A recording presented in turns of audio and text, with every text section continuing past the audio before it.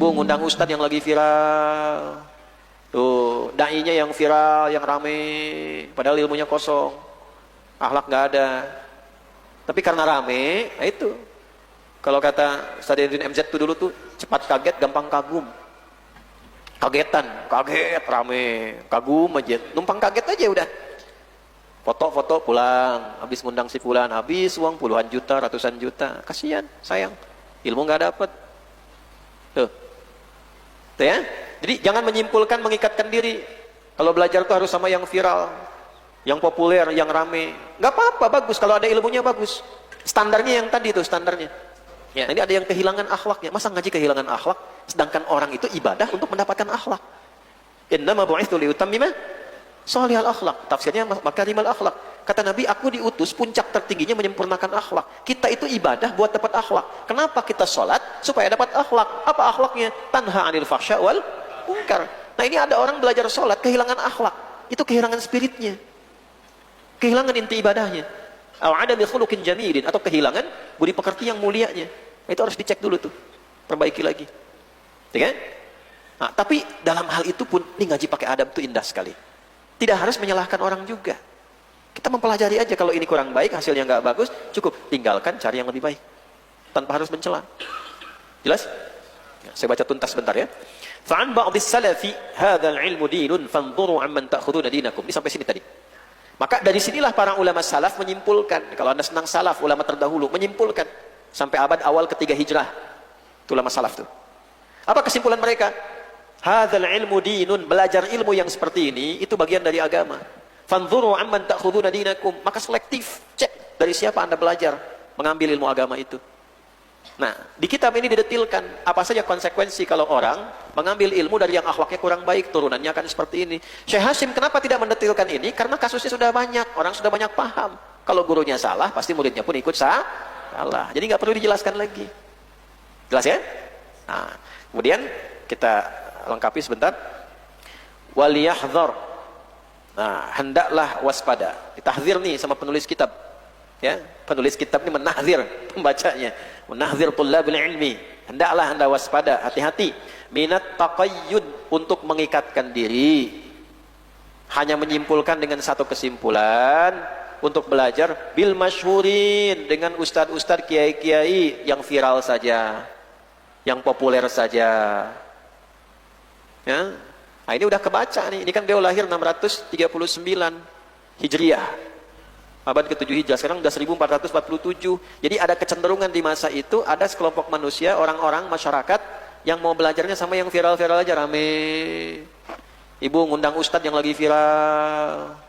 Tuh, dai-nya yang viral, yang rame, padahal ilmunya kosong. Akhlak nggak ada. Tapi karena rame, nah itu. Kalau kata Ustadz MZ itu dulu tuh, cepat kaget, gampang kagum. Kagetan, kaget, rame, kagum aja, numpang kaget aja udah.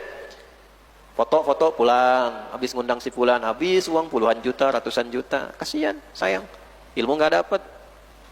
Tuh ya. Jadi jangan menyimpulkan, mengikatkan diri. Kalau belajar tuh harus sama yang viral, yang populer, yang rame. Nggak apa-apa, bagus. Kalau ada ilmunya bagus. Standarnya yang tadi tuh, standarnya. Ya. Tapi yang menarik begini, belum selesai nih. Wa tarkil akhdhi anil khamilin. Allahu Akbar. Sehingga dengan menyimpulkan seperti itu, menganggap biasa, rendah, meninggalkan syekh-syekh, ustadz-ustadz, kiai-kiai yang hidupnya sederhana, ya, yang mungkin kurang viral, kurang populer dibanding yang lain karena nggak punya media sosial, nggak main di media sosial, ngajar di musola, di kampung-kampung, tapi ilmunya lebih luas, fikihnya lebih dalam, hikmahnya lebih tinggi, akhlaknya lebih mulia. Insya Allah. Ya. Nah, coba dicek ya, ustadz-ustadz tuh. Oh, di Al-Azhar ada siapa saja? Ustadz Khunaifi ini alumni Al-Azhar. Ya, cuman karena nggak punya TikTok tuh, tuh. Nah, jangan disimpulkan, oh ini harus yang rame. Tidak, ini alumni Al-Azhar. Fikihnya, tafsirnya apa? Ambil ilmunya. Siapa lagi di sini? Kalau bisa di komplek itu didata itu, ya Pak, didata. Ustadz siapa aja sekitaran sini, terus butuh materi apa saja. Ya. Ada yang ngajar tafsir dia. Beliau konsisten dari lama tuh. Siapa pamannya Ustadz Zaki itu? Ustadz Abdul Amin tuh. Kiai Abdul Amin tuh. Itu konsisten. Dari lama ngajar kajian-kajian. Mungkin nggak viral, tapi beliau istiqomah dalam mendalami kajian itu. Ustaz Jamalul Lail, masih hari Rabu di sini. Ahli hadis itu. Ahli hadis beliau, terutama di kitab Sunan Abu Daud gitu. Kalau nggak salah di masjid apa yang di kota itu, Al Barkah itu, ya, dampingi di Al Barkah itu. Ada. Dulu di sini juga Rabu. Dulu saya ngajar pada maghrib dulu tuh di sini ke Isya. Ya, nah kadang sering tukeran jadwal, walaupun nggak pernah ketemu tuh. Ya, pas ketemu di Al Barkah dulu, kita suka canda tuh. Antum, saya bilang Jamalnya fil lail aja tuh. Antum tuh ganteng kalau malam tuh. Karena namanya Jamalul Lail.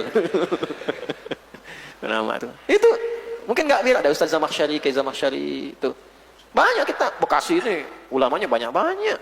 Ya, turunan Kiai Nur Ali dan seterusnya. Banyak ulama-ulama kita mungkin karena jarang viral. Ibu-ibu bikin pengajian, ustadznya yang viral aja cuma buat bikin status saja. Apa? Dapat apa? Silahkan kalau ada betul terpenuhi unsur-unsur tadi, kalaupun ustadznya populer tapi terpenuhi unsur-unsur tadinya, menjaga muruahnya, itu. Mungkin antum itu kalau ngecek saya 2-3 bulan ke belakang, khususnya habis Ramadan, antum akan temukan saya jarang ngajar tuh di YouTube itu. Paling Jumat sekali kan? Kenapa coba? Menjaga ini, ngamalkan ini dulu sebelum ngajar. Jangan menyimpulkan viral, jangan menyimpulkan populer, jangan menyimpulkan apa. Jangan niat, takutnya cuma buat ngisi konten. Buat menjaga algoritma YouTube tuh. Ngapain gitu? Itu ngejaga itu tuh nggak mudah tuh. Harus niatnya, pas niatnya bagus, jaga gitu. Nah kita latihan dulu ini. Jangan sampai keliru. Kita ngajarin orang tapi nggak kita praktekkan. Itu besar sekali konsekuensinya. Ya? Nah, seperti itu tuh yang kadang-kadang kita harus berlatih. Faqad 'adda al-Ghazali wa ghairuhu dzalika min al-kibri 'ala al-ilmi wa ja'alahu 'aina al-hamaqati. Kalau ada orang yang menyimpulkan bahwa ngaji itu harus pada yang terkenal saja, pada yang viral saja, dan mengabaikan unsur-unsur yang pokok tadi, maka Imam Al-Ghazali dan ulama-ulama lain menyebutnya dengan puncak kesombongan terhadap ilmu dan puncak kebodohan dalam perilaku. Tuh. Nah, jadi pulang ke tempat masing-masing, cek lagi kiai-kiai, ustaz-ustaz di sekitarannya. Boleh jadi di wajah-wajah mereka itulah yang menjadikan kita bisa lebih mudah memahami agama. Ikhlas-ikhlas. Dan doakan. Doakan. Kalau ada kiai, ulama yang benar sakit, kita doakan supaya sehat. Ya, Kiai Nurul Huda tuh saya lihat kemarin masuk rumah sakit Peloso. Doakan beliau, bayai supaya disehatkan. Karena mencetak ulama itu sulit. Diberikan afiah oleh Allah, kebaikan-kebaikan. Ulama-ulama kita doakan supaya benar. Diberi hidayah oleh Allah Subhanahu wa Ta'ala. Nah ini ya. Ini adalah bagian yang penting, saya lengkapi dulu, saya tutup. Li'annal hikmata, mengapa kita tidak boleh mengabaikan ustadz-ustadz sekitaran kita, walaupun terlihat isinya di musalla, di masjid, tapi mungkin memenuhi kualifikasi ini. Li'annal hikmata, karena hikmah itu puncak ilmu. Ya, puncak satu ilmu disebut apa?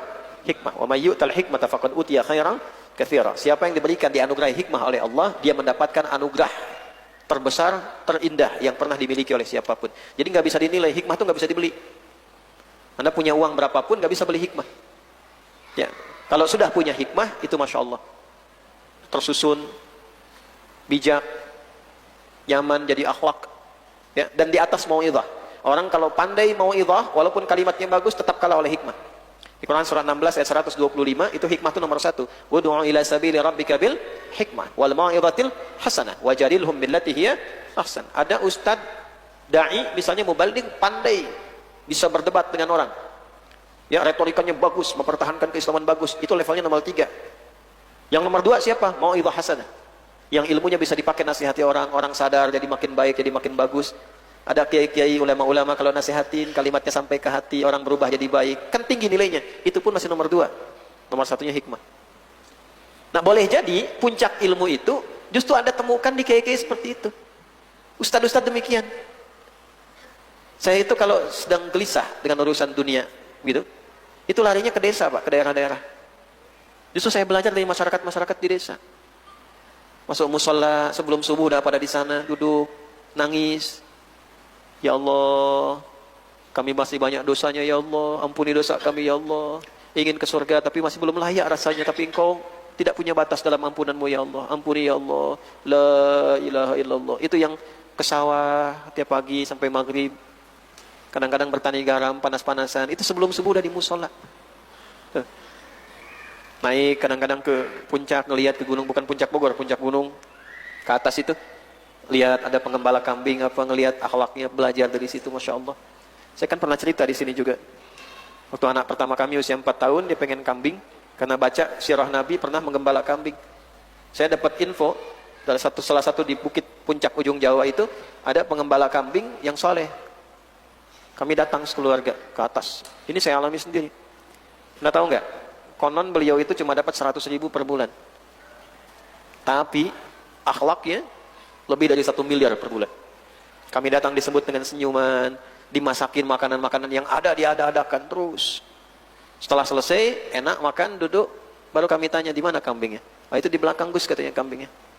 Tengok, diajak saya, begitu saya lihat, kambingnya bersih, terawat. Cuma mulutnya ditutup oleh potongan botol minuman. Ya, saya nggak sebut merek supaya nggak endorse ya, ini kan live tuh. Ya. Jadi ada potongan botol minuman itu, yang agak besar 1 literan itu kan, dipotong, ditutup ke mulut kambingnya gini. Ini nyata ini. Saya tanya, itu kenapa ditutup mulut kambingnya? Sakit atau bagaimana? Perhatikan jawabannya, itu saya sampai kaku, beberapa detik itu saya kaku, saya menangis. Oh bukan sakit Gus, itu kambingnya baru kami bawa, dibeli dari pemiliknya itu. Lalu saya tutup mulutnya pakai potongan botol itu, supaya di jalan dia tidak makan yang bukan haknya. Itu saya diam tuh Pak. Saya nangis itu.